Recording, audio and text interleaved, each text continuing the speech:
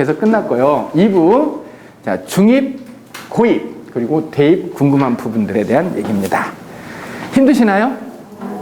괜찮습니까? 아, 우리 어머님도 오늘 어머님들이 학구열이 되게 높으신 것 같아요. 학구열이.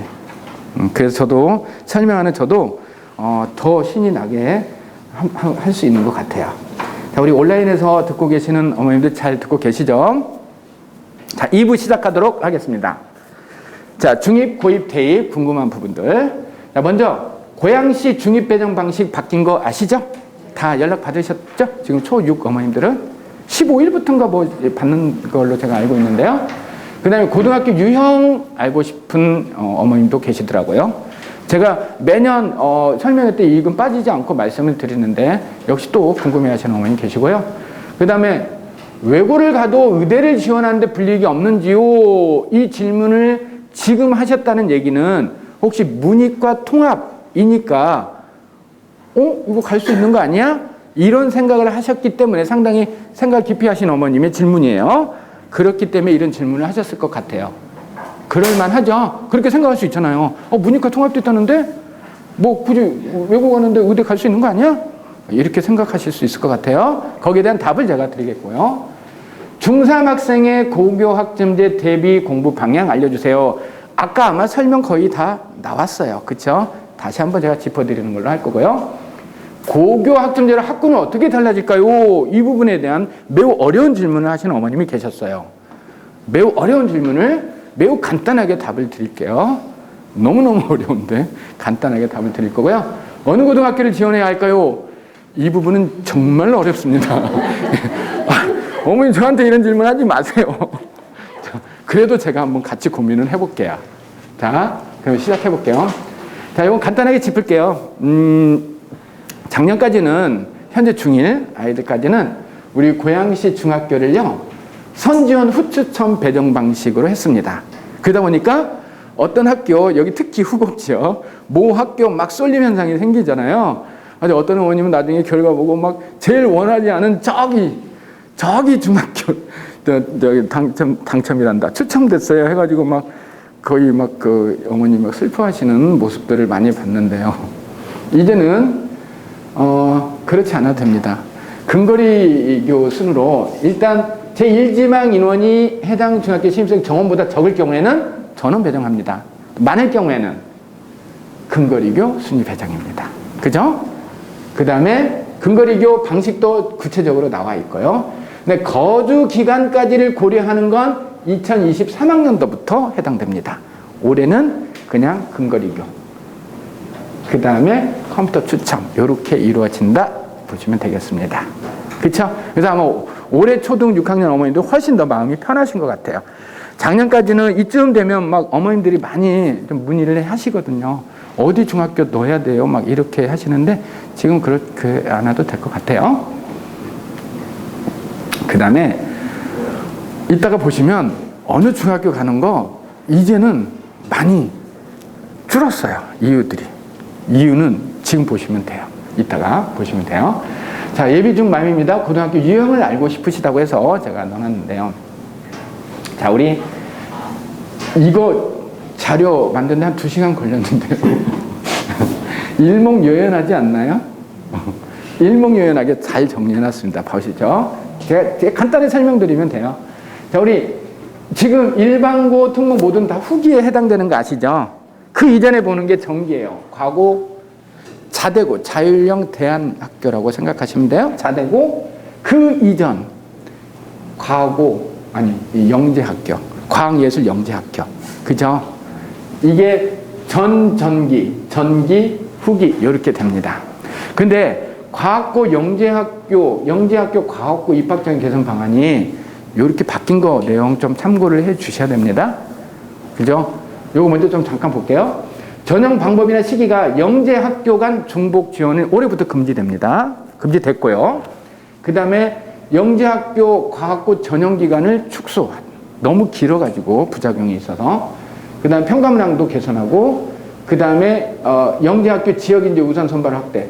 거의 어떤 특정 지역에 쏠림 현상이 있다 보니까 문제가 있죠. 그래서 지역 할당제로 이렇게 좀 하겠다는 얘기고요. 근데 중장기적으로 지금 검토하고 있는 게 요겁니다. 자, 영재학교 간 중복 지원은 이해하는데, 영재학교하고 과학과하고 전형시가 서로 다르다 보니까 대부분의 영재학교가 떨어지면 다 과고로 다 지원하는 게 일반적이잖아요. 그죠? 그래서 앞으로는 영재학교하고 과고 전형시기를 이론화로 하자라는 게 지금 검토 중에 있습니다. 제가 봐서 25년부터는 되지 않을까 싶은데요. 그 다음에 영재학교와 과고 간의 중복 지원도 금지하자라는 얘기도 지금 얘기가 나오고 있습니다.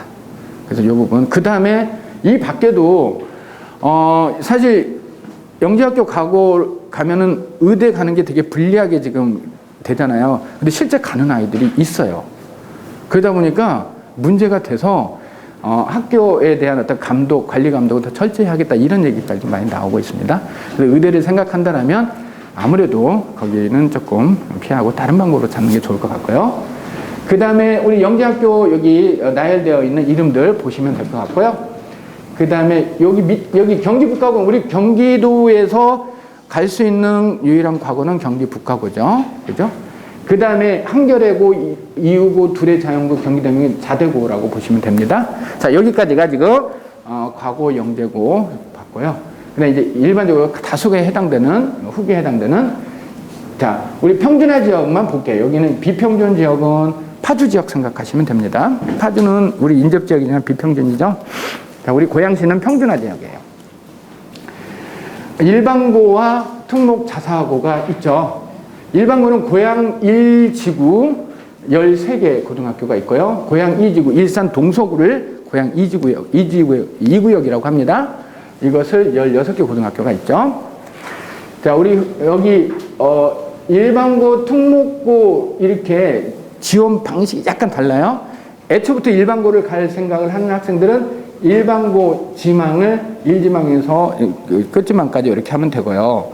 그 다음에 특목자사를 생각하는 아이들 1지망에 특목자사고 한 개교를 넣고 그 다음 2지망부터 일반고를 이렇게 넣으면 되는 거, 내용은 알고 계시죠? 혹시 이제 고등학교 경험이 없으시는 어머님들은 미리 생각해 주시면 됩니다. 이렇게 해서 일반고로 갈 것이냐 특목자사도 갈 것이냐 이런 부분 생각하시면 되고요. 그 다음에 여기 학교 유형들 이렇게 잘 정리해 놨으니까요. 이거 보시면 될 것 같아요. 일반계고, 특목고, 그 다음에 특성화고, 영재학교. 되셨죠? 자료로 나머지는 가름할게요. 그 다음에 외고를 가도 의대를 지원하는데 불이익이 없는지요? 이 부분에 대한 답입니다. 그러니까 제가 고양외고 홈페이지를 들어가 봤어요. 그래서 영어과 3년 교육과정 편제를 다 훑어봤어요. 쭉 봤어요. 대단했어요. 보고 나서 와, 정말 공부 많이 하는구나. 특히 전공관련 전문교과, 와,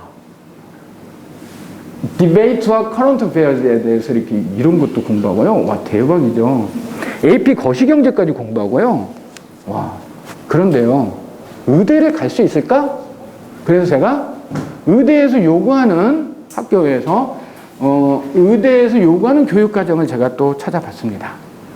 자, 우리 2023학년도 대학 발표 수학능력시험 지정 과목이에요. 자, 대부분 자연계열에서는 미적분, 기하 중 태기를 해야 돼요. 예를 들면 여기서 의대 약학과 많이 들어가죠. 자연계열은 당연히 포함되는 거니까요. 그 다음에 과탐 2과목 요구하고요. 심지어는 여기는 볼 필요는 없는데 서울대 여기서는요 과탐 2 과목을 필수로 요구하고 있어요. 그쵸? 자, 그러면 미적분 기하를 둘 중에 하나 해야 되는데 아까 다시 고양이로 다시 가볼까요? 아무리 찾아봐도 미적분 기하는 확률과 통계는 해요. 그죠? 미적분 기하를 공부 안 하네? 근데 과탐 부분이 좀 너무 약하네? 예상할 수 있는 거죠? 그쵸? 여기는 외국어 영재들을 길러내자라고 하는 것이니까 이런 과목들이 집중되고 왜 여기서 과탐, 수학 어렵다는 미적분 기하를 왜 공부하냐고 여기서. 그렇죠? 그런데 의대에서는 그런 과목이 필요하거든요. 자, 그럼 결론은 어떻습니까? 외고를 가도 의대를 지원하는데 불이익이 없는지요? 불이익보다는 개인한테 불이익이 걔 스트레스 엄청 받겠죠. 걔가 추가로 공부해야 되는데 어떻게 해요? 결론은 힘들다. 그렇죠? 힘들다. 이렇게 내리면 될 것 같아요. 자, 그 다음 중3 학생의 고등학교 대비 공부방향 알려주세요. 지금 현재 방향, 현재 제도를 그대로 따르고 있다 보시면 돼요. 그럼 현대가 어떻게 되는데 요 부분을 보자고 다시 끌고 온 거예요. 현재 그럼 어떻게 되는데 중3 아이들. 자, 올해 지금 2021년도에 중3인 아이들이 대입 정책을 받는 거 2022학년도 대입 정책의 영향을 받는 거잖아요. 그죠? 2022학년도라고 하는 것은 현재 고3 아이들을 얘기하는 거예요. 그 이후 공통과목, 선택과목 요렇게 공통과목에서 75% 이내 25% 내외 요렇게 예를 들면 국어 작년까지 요렇게 봤잖아요. 올해부터는 독서문학을 공통과목으로 가고 화작과 언매 둘 중에 하나를 선택합니다. 그 다음에 수학 1, 2 공통으로 가고 확통, 미적분, 기하 이 중에 하나를 선택합니다. 아까 선택 과목 지정하는 게 그 미적분이나 기하 중에 하나 이게 하는 게 자연계열이나 의대 같은 데 많이 요구하는 거죠. 보통 문과 애들은 확통을 많이 선택하죠. 그죠? 그 다음에 영어 변동사항 없고요. 한국사 변동사항 없고요. 선택 과목, 탐구 영역 변동사항이 있죠. 기존까지는 사회 9개 과목 중에 택이 과학 8개 과목 택인데 지금은 어떻게 되죠? 17개 과목 중에 택 2예요. 그죠? 문이과 통합이 된 거죠. 그런데 현실은 대학에서는 자연계열 요구하잖아요. 그렇죠? 그래서 약간은 조금 문이과 통합이라는 취지가 아직은 완전하게 되진 않다는 걸 이해하시면 될 것 같아요. 9개 과목 택일 전체평가 이렇게 보시면 되겠네요. 그죠? 지금 중3, 중2, 중1 까지 고2 이하 중1까지 요걸 보시면 되겠어요. 근데 초6부터는 어떻게 된댔죠? 2024년 2월달 내용 발표를 봐야 된댔죠? 네, 그때까지 큰 틀은 이렇게 유지된다. 보시면 되겠습니다. 자, 그 다음에 진로 과목에 따른 과목 선택의 중요성. 이건 현재 지금 이렇게 있다라는 거 앞에서 반복했기 때문에 다시 한번 일반 선택, 진로 선택으로 된다라는 거 확인하고 넘어가시면 됩니다. 구체적으로 과목들이 이렇게 있네 보시면 되겠습니다. 그죠? 됐습니까? 됐죠? 이거 넘어갈게요. 중요합니다. 진로에 따른 과목 선택의 중요성. 그 다음에 고교 학점제로 학군은 어떻게 달라질까요? 라고 하는 매우 어려운 질문을 하신 어머님에 대한 답변입니다. 그 어머님이 아마 온라인상에 들어오셨을지 모르겠네요. 자, 2025년부터 특목 자사가 일반고로 아까 선택 과목에서도 이렇게 바뀌는 거 보셨죠? 자, 그러면 이렇게 됩니다. 지역 맞춤형 고교 평준화가 도입된다라는 취지고요. 일반고에 여기 기존의 외고, 국제고, 자사고들이 이렇게 포함이 돼서 융합 선택 과목이나 진로 선택 과목을 개설한 학교가 되겠죠. 그쵸? 무슨 말씀인지 이해되시겠습니까? 지금 외고나 국제고에서 일반고에서 하지 않는 전문 교과 영역들 있잖아요. 아까 막 보면 디베이트 어쩌고 하는 거 있잖아요. 이런 것들을 할 수 있는 역량의 학교가 어디예요? 거기잖아요. 그죠? 그럼 그쪽 계열로 갈 학생들은 어떻게 해야 되겠습니까? 그 선택할 수 있는 그 학교로 가면 좋겠죠. 그죠? 아, 그러면 어떤 결과가 생길까요? 자, 만약에 그려볼게요. 고양 외국어 고등학교가 이제 특목이 아니라 고양, 예를 들면, 고양 고등학교 아니면 고양 영어 고등학교, 뭐, 예를 들면 보통 명칭으로 바뀌었어요. 그러면 그 학교는 어떻게 이제 바뀔까요? 아까 외국어 쪽에 좀 특화되고 그쪽 계열로 갈 아이들이 많이 선호를 하겠죠. 왜? 그 과목들이 개설되어 있고 그것을 해줄 수 있는 선생님들이 계시잖아요. 그렇죠? 그래서 뭔가 특징 있는 학교들이 생길 수 있지 않겠습니까? 예를 들면 뭐 학교는 과학 중점학교, 과학 중점학교 보면 과학 과목, 수학 과목을 많이 하잖아요. 이런 형태가 그려지겠죠. 그럼 국제고는 국제관계, 국제기구 이쪽 관련된 과목들이 많이 심화, 융합, 선택 과목까지 개설이 될 수 있는 학교, 이렇게 그려질 수 있겠죠. 그죠? 학군이 어떻게 바뀔까에 대한 답이 됐습니까? 그렇게 예측 가능합니다. 학군은 그렇게. 그죠? 제 생각입니다. 그 다음에 어느 고등학교를 지원해야 할까요? 자, 요것은 아마 많이들 알고 계세요. 그쵸? 아까 제가 말씀드린 거 조금 더 그림으로 그린 겁니다. 자사고이고 국제고 지원자는 현재 이렇게 돼요. 현재 1지망에 요거 하나 넣고 2지망에서 5지망까지 일반고. 1단계, 2단계로 하는 거 아시죠? 1반기 갈 때도 역시 1단계, 2단계. 1단계에서 우리 고양시는 학군 내 50%를 뽑고요. 구역 내에서 50%를 뽑습니다. 학군은 고양 학군. 구역은 덕양구 제1구역, 그 다음에 일산 동서구 제2구역 이렇게 보시면 돼요. 됐습니까? 아, 이거에 대한 궁금하신 분들이 계세요. 아니, 어떻게 끝지망이 배정이 돼요? 라고 이렇게 생각을 하세요. 있어요. 그죠? 예를 들면 100명 중에 1명. 100명 중에 1명. 아, 좀 아쉽네요. 이 1지망을 넣고 2지망, 2지망이라도 될 가능성이 있다라고 우리는 상식적으로 생각하잖아요. 근데 내가 1지망을 넣고 2지망, 3지망은 아무래도 다른 학생들도 선호할 수 있는 가능성이 높잖아요. 그죠? 근데, 내가 2지망 넣은 데에 다른 학생들이 1지망을 넣은 아이들이 많으면 티오가 없어지는 거잖아요. 다 채워지니까. 그럼 밀려서 끝지망까지 가게 되는 거잖아요. 그쵸? 이해되셨죠? 그래서 끝지망이 그렇게 배정이 되는 거예요. 네. 괜찮습니다. 우리 학원에서 올해 적이 된 학생이 하나 있어가지고요. 조금 많이 낙담을 하긴 했는데요. 저기 식사동에 있는 모 고등학교, 풍동에 있는, 그래가지고 그런데 뭐 열심히 하고 있고요. 큰 문제는 없을 것 같아요. 이렇게 보시면 될 것 같고요. 자, 그 다음에 3부입니다. 3부. 3부. 제가 사실은 3부를 가장 시간을 많이 할애해야 되는데 가장 시간을 적게 할애했네요. 이게 가장 중요한데 지금 15분을 남겨놓고 있는 상태에서요. 영수학습 방향은 어떻게 세워야 될 것인지를 설명하도록 하겠습니다. 자, 우리 지금까지 뭐 공부했죠? 뭐 공부? 자, 고교학점제가 어떤 형태의 모습을 띠는지 기억나시나요? 잘 기억 안 나면 대학교 다닐 때 학점 생각하자. 그리고 중요한 게 뭐다? 진로 선택. 이게 매우 중요하구나. 왜? 고2 때부터 선택 과목을 선택해야 되니까.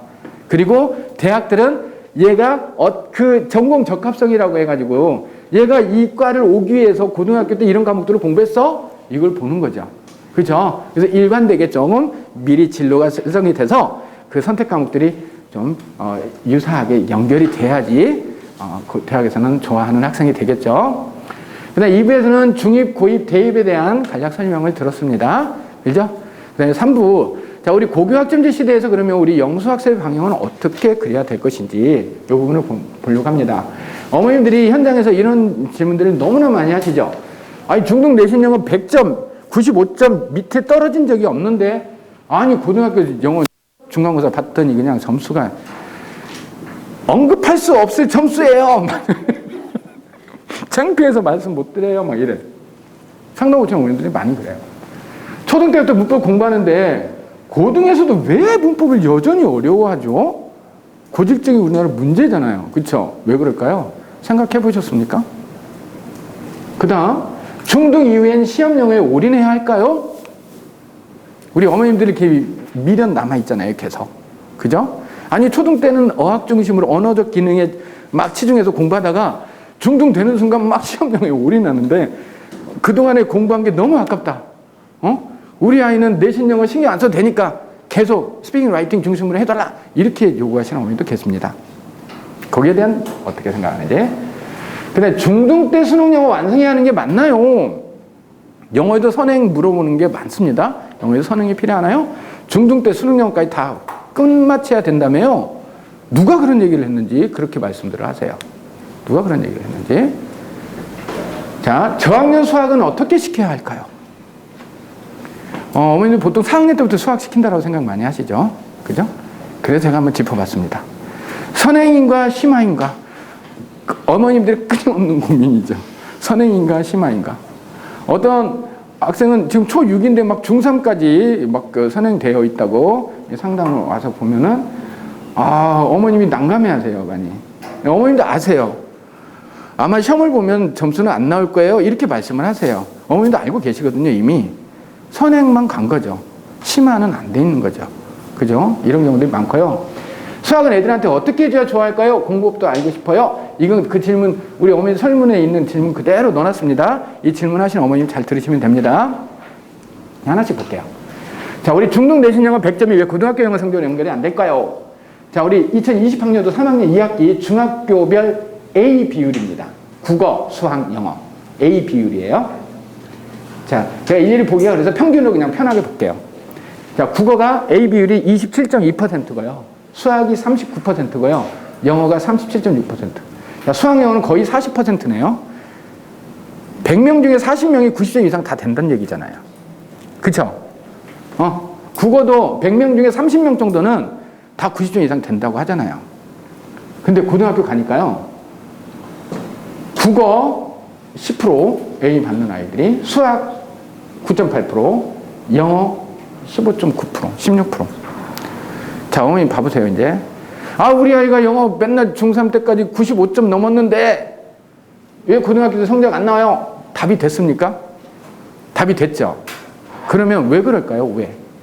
왜 그럴까요? 이제 앞으로 이제 그런 말씀 안 하시겠습니다. 이제 그런 말씀 안 하시고 왜 그럴까요? 자, 중등 영어가 쉬워진 이유가 있습니다. 그다음에 고등 영어가 어려운 이유가 있습니다. 중등 영어 쉬워진 이유는요. 잠깐 요거 볼게요. 자, 2018학년도까지 국제고 입학 전형이에요. 외고 국제고 똑같습니다. 그리고 19년 이후 고양 국제고 입학 전형입니다. 뭐가 달랐습니까?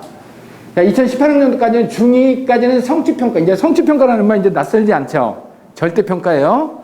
그 다음에 중3은 석자 9등급 성적으로 전형을 봤어요. 영어. 근데 19년부터는 어떻게 됐죠?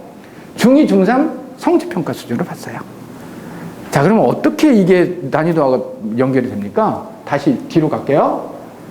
자, 만약에 중3 때 상대평가를 했을 때요, 시험 난이도가 쉬웠다라고 생각해 볼게요. 동점자가 많이 나왔어요. 만점자가 많이 나왔어요. 그러면요, 그 아이들 모두 1등급 줄 것 같죠? 그렇지 않습니다.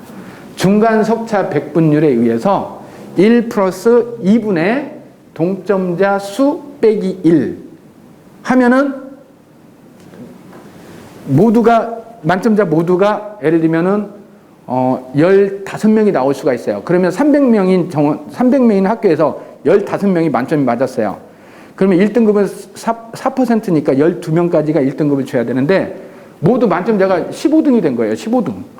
그럼 1등급 있습니까? 없습니까? 없죠. 그럼 학교에 문제가 되잖아요. 그죠? 우리 학교는 왜 1등급 하나도 없어? 문제가 되죠. 중간고사가 쉬우면 기말고사 무조건 어려야 되고, 중간고사가 어려우면 기말고사 쉽게 내야 돼서 줄을 세워야 1등급이 있습니다. 언제? 이 석차 9등급 적용을 받을 때 얘기입니다. 그런데 2019년도부터 지금까지 계속 3학년도 이제는 절대평가로 바뀌었어요. 다 A만 맞으면 돼요. 근데 아까 보시다시피 A 비율이 30-40% 돼요. 모두 다 A죠, 기본적으로. 그죠? 학교에서 어렵게 될 이유가 하나도 없잖아요. 요즘 어머님들은 코로나 때문에 영어가 쉬워졌어 라고도 하지만 그 이전에도 그랬어요. 코로나 이전에도 이미 쉬워졌어요. 중등 영어 어려울 이유가 하나도 없어졌어요. 그러니 A 비율이 그렇게 나오는 게 실증적 자료로 보여주잖아요. 그죠? 그래서 우리 아이가 영어 중등 내신에서 무조건 100점 맞는다고 해서 영어 실력이 정말 100점이 되느냐는 또 다른 문제임을 어머니들이 꼭 명심하셔야 됩니다. 아셨죠? 자, 그 다음에 그러면 고등에서 왜 어려운 거야, 아이들이? 난이도가 다릅니다. 그리고 관건은요, 서술형에 있어요. 서술형. 관건은 서술형에 있어요. 서술형이 어떻게 나오냐면요. 자, 중학교 때까지는 서술형 고등학교, 중학교 비중, 아까 비율 비슷합니다. 학교별로 조금씩 차이가 나지만요. 이거 보이기 위해서 제가 이거 드린 거고요. 비슷해요. 논술형 30%, 원마중 3학년 거 논술형 20%, 주역고 20% 비슷해요. 그죠? 그럼에도 불구하고 서술형에서 왜 점수 차이가 나냐? 자, 고등학교 내신에서는 서술형을 지문 암기로 해결하지 못합니다. 왜냐하면 지문의 양도 많고요. 외웠다 하더라도 변형이 되어 나옵니다. 예를 들면, 자, 원문이 이렇게 된 이 지문이, 이 문장이 실제 답에서는 이렇게 요구를 합니다. 그죠? 달라지죠? 그죠? 요건 그래서 쉽게 달라진 겁니다. 이게 조금 더 복잡하게 달라지면은 아이들은 손을 못 댑니다. 그죠? 그 다음에 원문에 요 문장을 없애고 여기에 맞는 답을 여기서 소비자들은 그들이 무언가를 사기 위한 결정을 내릴 때 여러 가지 마케팅 전략 등 영향을 받았던 것처럼 보인다. 이걸 영작하라고 합니다. 이렇게. 영작하라고 합니다. 이게 서술형이에요. 논술형 아니에요. 그냥 영작형이죠. 그죠? 근데 이게 6점짜리예요. 6점짜리. 서술형은 다 6점짜리예요. 6점짜리. 6점짜리 한 40점 배제면 되는데요. 얘들이 몇 개나 맞출 수 있을 것 같아요? 제대로 잘한 아이들이 아니라면 거의 다 나갑니다. 그러면 100점 중에 40점에서 몇 점을 내가 확보하느냐에 따라서 달라지고요. 그렇다고 객관식은 다 맞습니까? 60점을? 60점 다 맞은다고 칠게요. 60점입니다, 그러면. 서술은 다 틀리면. 자, 그럼 어떻게 준비해야 될까요? 중학교 때. 공부 어떻게 해야 될까요? 그냥 지문 암기 열심히 시키면 될까요? 안 됩니다, 절대로. 영작에 대한 기본적인 틀이 갖춰져 있는 상태로 고등학교 진학해야 됩니다. 평상시 문법만 공부해서는 절대 안 됩니다. 영작까지 연계를 시켜줘야 됩니다. 영작까지. 어머니들 명심해 주세요. 문법만 죽으라고 해서 안 됩니다. 서술형. 영작까지. 에세이 라이팅까지 요구하지는 않습니다. 영작하는 정도까지. 정확하게. 그죠? 자, 그 다음에 고등 서술형 지문 암기로 가능해요? 안 돼요? 안 돼요. 안 돼. 나는 영어만 올인해서 영어만 공부할 거야. 지문 적은 학교는 30개, 많은 학교는 80개. 교과서 지문에다가 모의고사 지문, 부교재 지문까지 하면 많게는 3, 40개는 보통이에요. 지문 다 암기했다고 쳐요. 영어에 올인해서. 변형이 되면 어떻게 할 건데요? 적응해야 되겠죠. 그죠? 그 다음에 초등 때부터 문법을 공부하는데 고등에서 왜 문법을 어려워할까요? 자, 우리 유명한 우리 아인슈타인은 이런 말씀을 했습니다. 당신이 그것을 간단하게 설명할 수 없다면 너는 그것을 충분히 이해하지 못한 거다. 라는 말. 자, 아이들이 어떤 공부를 했을 때 자기 말로, 자기 어휘로 누구한테 설명할 수 있다라면 완전한 이해가 된 거 아닐까요? 제가 어머니한테 설명해야 할 때 고교학점제 완전히 이해해야지만 어머님도 이해시킬 수 있는 거 아닙니까? 그쵸? 그렇게 공부해야 되는 겁니다. 그런데 자, 우리 2-3시간에 걸쳐 공부한 문법 테마를 책을 덮고 재새김 노트에 자신의 어휘로 정리하게 한달지 아니면 친구들 앞에서 발표하게 한달지 이런 수업이 있는 학원이라면 얼마나 좋을까요? 그쵸? 그런 학원 누구나 다 그렇게 하나요? 모든 학원이 그렇게 하나요? 그렇게 하나요? 맞나요? 우리 카르마의 되새김 노트가 바로 그런 과정을 하고 있습니다. 카르마의 되새김 노트가. 저희 엘리베이터 앞에 디스플레이 된 것들 보시면 돼요. 우리 아이들은 중등에서는 정규 수업에 이게 하나 들어가 있고요. 초등에서는 과제로 많이 나갑니다. 그래서 복습을 많이 시킵니다. 복습을. 그래서 설명하게 하고 설명을 할 수 없으면 글로라도 정리하게 하고 이렇게 하는 거 반드시 있어야 됩니다. 그래야지 초등 때부터 투부정사를 공부를 했는데 초등 9학년 때 투부정사 벌써 보잖아요. 고등학교 가서 투부정사 세자비로 하는 일이 없어야 될 것 같아요. 없어야 될 것 같아요. 어떻게? 제대로 공부할 때 완벽하게 공부하고 가자라는 거죠. 그 다음에 중등 이후엔 시험 영어에 올인해야 할까요? 어머님들이 많이 고민스러워하는 겁니다. 저도 고민을 되게 많이 했습니다. 근데 현실적으로 커리가 그렇게 짜여질 수밖에 없습니다. 그래서 제가 그래도 생활영어, 실용영어 부분에 끈을 놓아서는 안 되잖아요. 초등 때 한 게 너무 아깝잖아요. 저희는 듣기 컨텐츠를 그런 것들로 가지고 합니다. 뉴스나 영화, 팝송, 그 다음에 스피치 같은 거, 그 다음에 시트콤 같은 거, 이런 영화, 다양한 실용영어 컨텐츠를 속도 조절 없이 그대로 아이들한테 듣기 시간에 랩실에서 듣게 하게 합니다. 그게 저희들 온라인 정치 앵커 잉글리시라고 하는 프로그램입니다. 저희가 왜 이것을 초등, 중등 때 계속 하고 있는지를 어머님도 좀 이해해 주시기를 바라고요. 어머님도 그 부분에 대한 생각이 저와 같으시다면 이렇게 방향을 잡아주시면 좋겠습니다. 그 다음에 중등 때 수능 영어를 완성해야 하는 게 맞나요? 자, 이게 어머니도 제가 영어 하려고 한 건 아니고요. 이건 아니고요.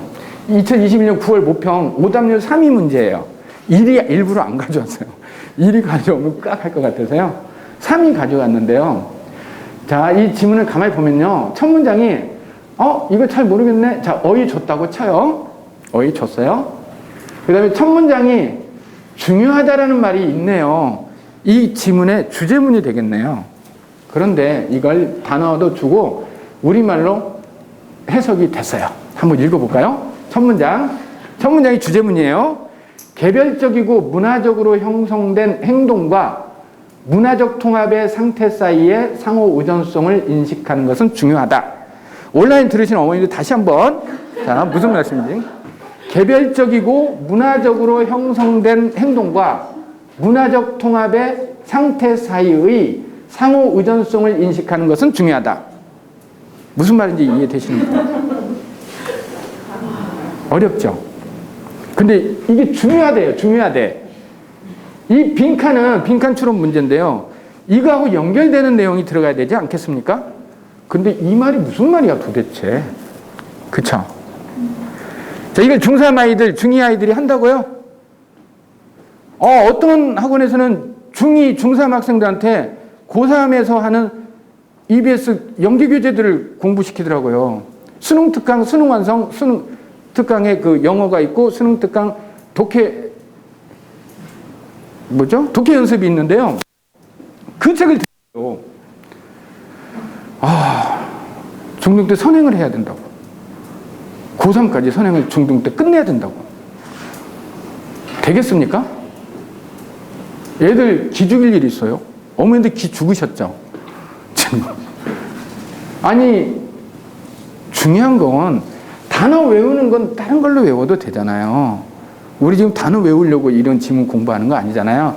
중요한 건 독해 능력, 문해 능력이잖아요. 이해 능력이잖아요. 문해 능력. 그죠? 중3 때는 중3 아이들의 문해 능력에 맞는 교재로 커리를 짜줘야죠. 그렇지 않습니까? 그래서 사고를 점점점 살찌워 가야죠. 그래야지 고3 때 이런 거 거뜬히 해내죠. 그 과정이 없이 중학생들한테 빠른 중2 특반 해가지고 고3 수능 커리 짜가지고 이런 거 딱 그 커리는요, 그 원장 선생님이 고등 수업을 하시는 원장님일 거예요. 왜? 고등 수업 내가 하는 거 어차피 가지고 중등 가지고 들어가면 되거든. 저 같아도 그렇게 할 것 같은 유혹을 많이 받아요. 근데 저는 그렇게 안 해요. 그럴 수 있거든요. 그죠?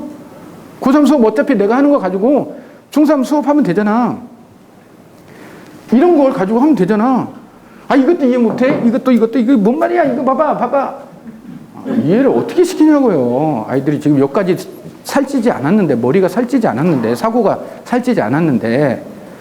자, 중등 때 수능 영어 완성해야 하는 거 맞나요? 맞습니까? 수학은요, 고3의 차이가 생기지 않지만요, 영어는 고3이 되면 큰 변화가 생깁니다. 고3 때까지도 몰라요. 예측이 안 돼요. 근데 수학은 어느 정도 그림이 그려지잖아요. 그쵸? 1등급 장담했던 아이가 3등급 나옵니다. 3등급으로 계속 모의고사 하다가 1등급 찍은 애도 있습니다. 이건 모릅니다, 고등은. 그죠? 고등 수학, 영어는. 이 부분 제가 말씀 강조해서 드리고요. 수학을 어려워하는 아이 어떻게 해야 할까요? 우리 역사상 최초 여성 필기장 수상자 마리암 미리자카니 인도 분 아쉽게도 암으로 돌아가셨어요. 40대 때 돌아가셨는데요. 이분이 이런 유명한 말을 했습니다. 10대 수학을 공부하면서 중요한 것은 재능이 아니라 내가 재능이 있다고 느끼는 것이다. 자신감이다. 자신감. 이겁니다. 저희 수학계인 폼수학은요. 폼수학 초1에서 초3까지인데요. 아이들한테 엄청난 거 가르치지 않습니다. 아이들이 나도 수학을 잘할 수 있는 유전인자가 있어. 자신감을 심어주자라는 게 저희 폼수학의 취지입니다. 저희들 충실하게 이행하고 있고요. 이게 제 말이 아니라는 얘기입니다. 그 다음에 데이터가 제시한 초등 저학년 특징은요. 수학 어려워하게 되면 습관 올바르게 형성되지 못한 채 결국 수포자가 될 수밖에 없는 길을 가게 됩니다. 그래서 가장 중요한 건 초등 저학년 때 자신감을 갖게 하는 거. 그죠? 여기 중요하다고. 그래서 자신감이라는 걸 제가 계속 반복해서 말씀드립니다. 선행인과 심화인과 이제 거의 막바지 다 왔죠. 조금만 더. 아이고 제가 90분 약속을 못 지켰네요. 아이고 지금 2분이 초과가 됐는데 5분 내로 끝내도록 하겠습니다. 자, 선행인과 심화인과는 자 이건 제가 이 자료를 가져왔는데요. 이건 사실 자료 어디서 출처했는지를 언급하기가 조금 거시기해서 사곡생 자료예요. 사교육 걱정 없는 세상. 제가 사교육을 하면서 사곡세 자료를 좀 인용하는 게 조금 논리가 모순되긴 하지만 그 좋은 자료라서 제가 봤습니다. 우리 선행학습이 수학학업 성취도에 미치는 영향력은 꼴찌다라는 자료 여기 연구 결과가 있습니다. 그래서 제가 드리고자 하는 말씀은 빠른 선행보다는 철저한 심화학습이 매우 중요하다라는 거 어머님들도 잘 아세요. 이제는 잘 아세요. 선행만 부실하게 갔을 때 젠가 게임 아시죠? 응? 이 보드 게임 중에 젠가 게임 있잖아요. 이렇게 하나씩 빼서 위에다 높이는 거. 높이 올라가면 갈수록 불안해지잖아요. 무너질까봐. 마치 심심화되지 않은 선행만 앞섰을 때 이런 현상이 우리 아이들한테 너무나 많이 보입니다. 그래서 커리가 어떻게 돼야 되느냐? 심심화를 할 수 있는 체계적인 교재가 있고 그런 커리로 짜여 있는 학원이라면 되지 않겠습니까? 그렇죠. 저희 수학의 힘 교재가 그렇게 구성되어 있습니다. 저희 교재 자체가요, 알파 1부터 감마 2까지 이렇게 구성이 되어 있어요. 기초, 개념 유형, 유형 심화, 심화 최상위, 최상위. 모 교재처럼 스텝 A, B, C 이렇게 한 교재에 수준이 A, B, C로 나눠서 있지 않습니다. 저희는 완전히 구별되어 있어서 아이들한테 성취감을 느끼게 하는 교재로 구성되어 있고요. 그리고 선행에서는 여기까지, 현행에서 여기까지. 선행은 반드시. 지금 중학교 1학년 2학기인데 3학년 1학기 선행을 한다고 1학년 2학기 과정을 무시하면 되겠습니까? 안 되겠죠. 1학년 때도 시험이 없으니까 무시해도 되는지 안 되는지 감이 안 와. 2학년 때 이제 시험이 들어가면 물론 중학교 시험 쉽다라고는 하지만 신경이 쓰이죠. 현행 매우 중요합니다. 그렇죠? 그 다음에 저희 교재에 이 천재교육하고 저희 수학의 힘이 만든 교재 이렇게 제가 보여드리겠고요. 그 다음에 수학을 애들한테 어떻게 해줘야 좋아할까요? 공부법도 알고 싶어요. 올바른 학습 습관 형성해 주는 게 매우 중요한데요. 특히 프리노트 매우 중요합니다. 프리노트. 수학은 개념과 논리 학습 과정이잖아요. 그죠? 그런 과목이잖아요. 프리노트를 논리적인 어떤 흐름 과정을 자기가 한눈에 볼 수 있도록 과정을 프리노트를 이렇게 쓰게 하는 훈련 매우 중요합니다. 저학년일수록 잘 합니다. 이거 금방 해요. 금방. 그 다음에 오답노트 정리하는데 오답노트도 이제 더 발전적인 오답노트는 뭐냐면요. 문제를 그대로 베끼는 게 아니고 문제를 그대로 적어서 풀이 과정을 적는 게 아니고 오답노트를 하는 이유는 잘 아시죠? 사고의 그 잘못된 프레임을 바꾸자라는 취지잖아요. 그런데 문제가 요즘 문장제 문제로 많이 나와서 아이들이 문해 능력이 많이 떨어지잖아요. 그래서 이것을 압축 요약하게 하는 겁니다. 그래서 이 문제에서 바라는 요청사항이 뭐야? 물어보는 말이 뭐야를 핵심적으로 적게 한 다음에 풀이를 가게 하는 거. 오답노트의 발전된 모습입니다. 그 다음에 그동안에 테스트는 평가는 수시로 이루어져야 됩니다. 매일 해야 되고요. 주 단위로 해야 되고 월 단위로 해야 되고 이것에 대한 피드백을 반드시 해줘야 되는 거. 자, 이렇게 해서 제가 공식적으로 설명을 다 내용 마무리됐고요. 자, 이런 이유 때문에 자 고교 학점제 시대에 정리돼야 되는 것이고 그 다음에 고입, 대입에 어떻게 방향을 맞춰야 되는지 영수학습은 어떻게 맞춰야 되는지 이런 방향으로 어머님들이 방향을 맞춰주면 되는데요. 자, 학원 선택이 중요한 이유 이런 흐름들에 어머님들이 다 하실 수 없잖아요. 그렇죠? 어머님들이 이거 매번 다 해서 갈 수 없잖아요. 이건 그래서 학원이 필요한 거잖아요. 그렇죠? 그래서 학원 선택을 잘 하셔야 될 이유가 충분히 있죠. 그래서 어머니들이 현명하게 잘 선택하셔야 된다는 걸로 해서 오늘 공식적인 설명회는 마치도록 하겠습니다. 네, 감사합니다. 궁금하신 내용은 채팅창에 글 남기시거나요. 질문하시면 되겠습니다. 네, 오늘 장시간 고생 많이 하셨습니다. 네, 안녕히 가세요. 네, 5분 초가 됐습니다. 네, 온라인에 들으셨던 어머니들 감사드립니다.